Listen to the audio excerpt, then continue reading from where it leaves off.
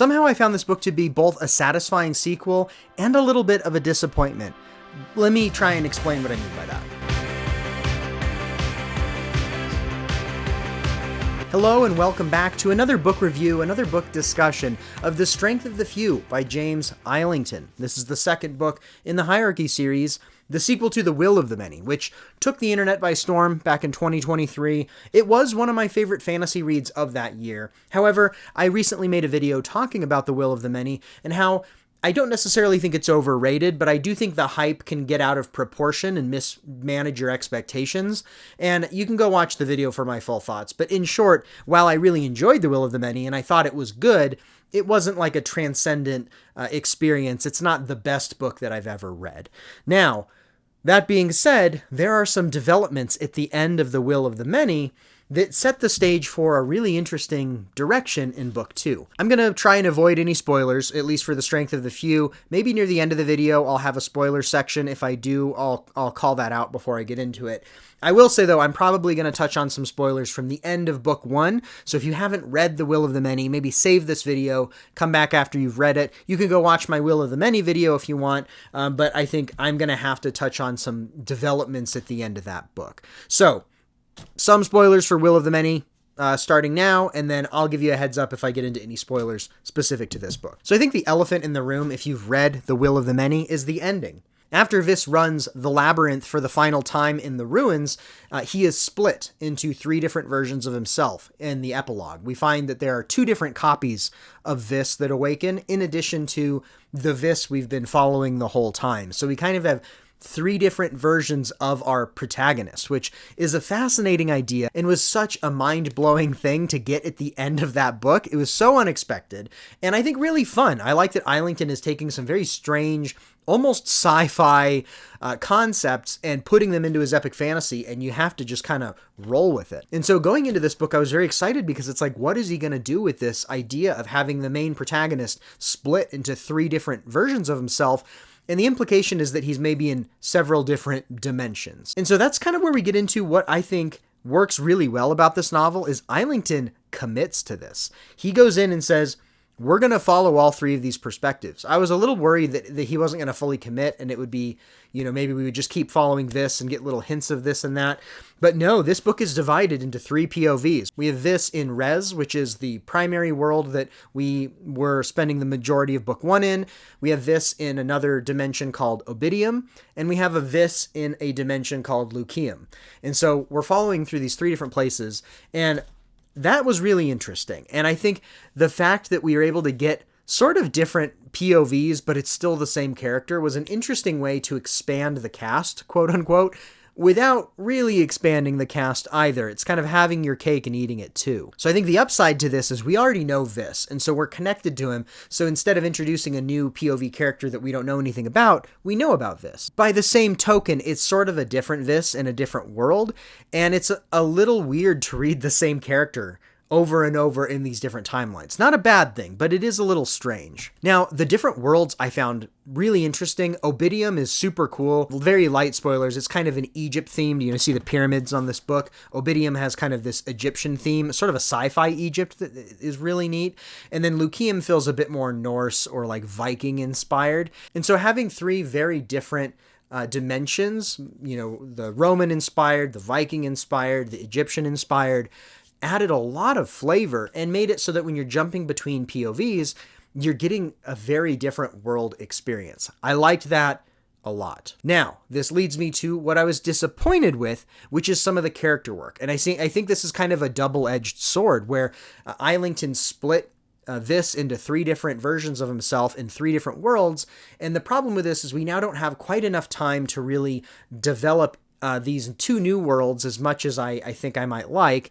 And we don't get enough time to really connect with some of the secondary characters that the other Vises are spending time with. And so even though it's really interesting and we are seeing all these new things, we're kind of also introduced to new casts of characters that I just didn't feel nearly as much connection with as some of the core cast from Res. And I think in a way that's a little bit of a continuation of my issue with The Will of the Many, where I had a lot of fun with it, but I was not super emotionally invested for the most part.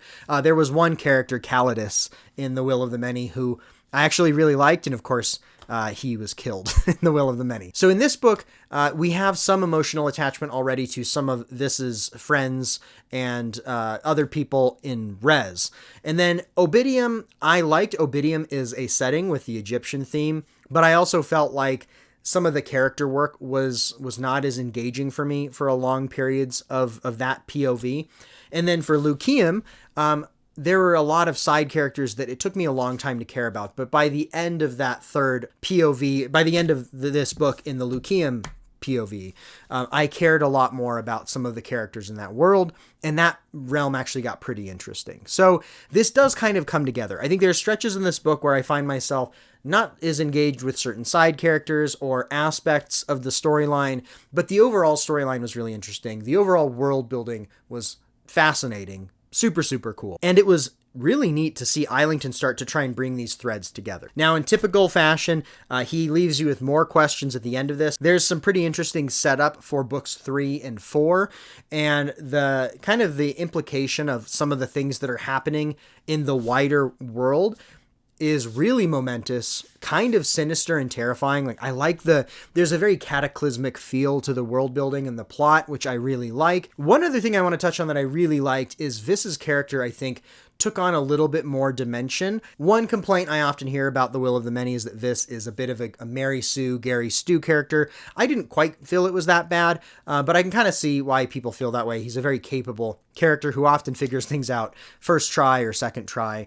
In this book, some of the things and some of the decisions that Vis makes, you wonder if they're the right decision, and you start to see some consequences to his actions. And so I think that adds a dimensionality of if you have a super capable character who makes a questionable decision or their actions cause issues to come back on themselves, that starts to become really interesting again. And I think that's what happens in this book. We do learn more about the magic system. That was another thing I was wondering from book 1. And yet the magic system in some ways is more clear and in some ways is more nebulous. Like, what can you do with will? What are the extents to which it can be used? Sometimes it's like the Force, where you kind of know what it can do, but it also feels like it can kind of do whatever at the same time. So maybe in books 3 and 4, we'll get a little bit more about the various limitations and applications of will. And then one other thing I will say, there is a specific scene with a specific side character, without giving any spoilers, that got to me. There's a character I was connected with, and there was some moments where I felt some things. So, you know, if you struggled with book 1, you might really like this.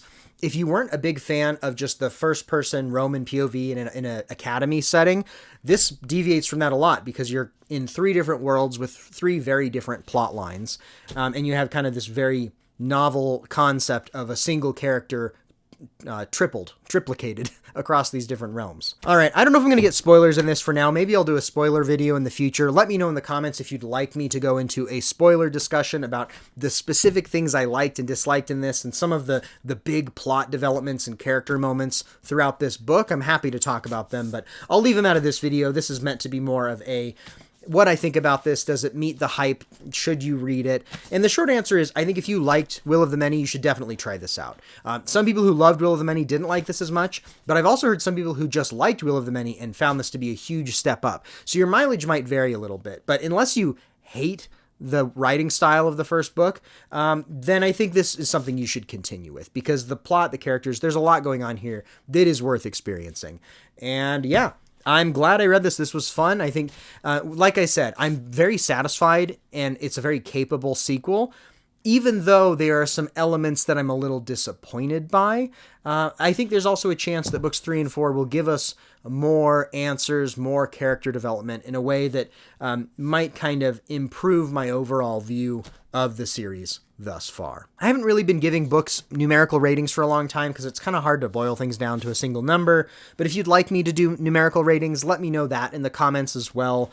If I were to give this a numerical rating, it would probably be an 8 out of 10, something like that. Very good. A very good book. And I'm excited. I'm looking forward to the rest of the hierarchy. This will continue to be an anticipated series for me. Islington continues to be an author to watch, for sure. So let me know. Have you read The Strength of the Few? What did you think about it? I'd love to hear. And as always, like, subscribe, do all that stuff. I'm going to have more videos coming soon, and I would love for you to stick around.